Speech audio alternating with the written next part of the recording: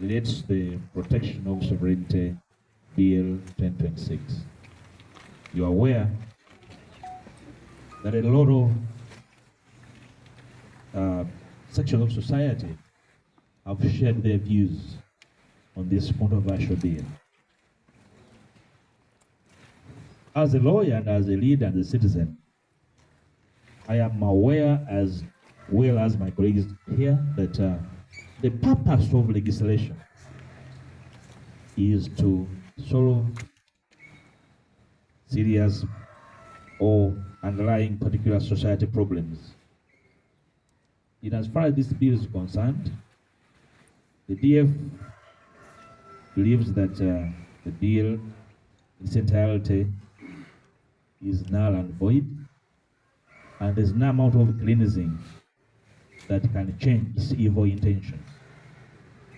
And therefore, the DF has ordered these 5 members of parliament to reject this bill in its entirety, and we do not want to associate with these intentions.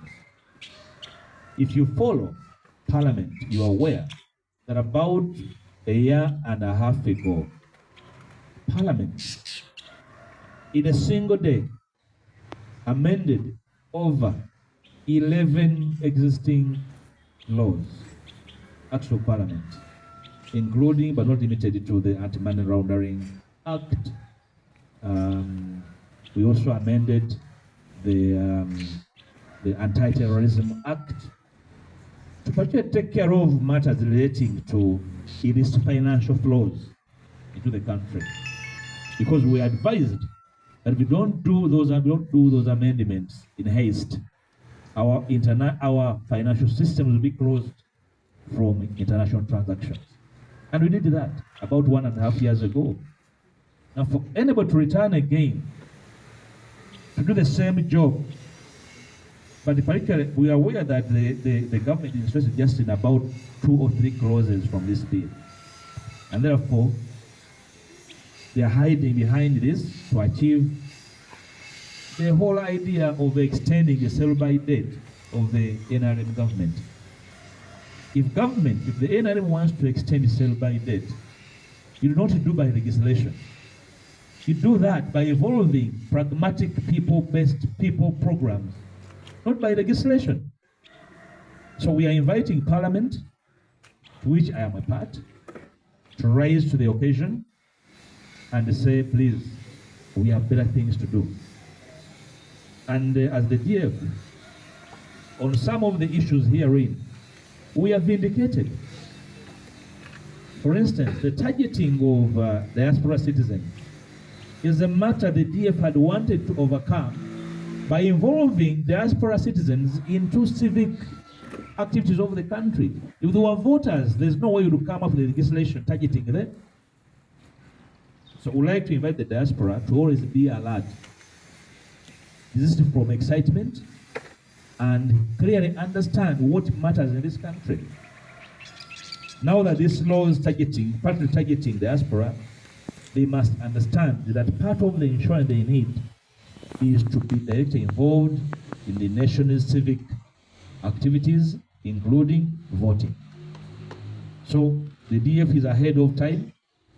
We shall continue to pursue what we had advised the nation to do, and I think people never paid attention.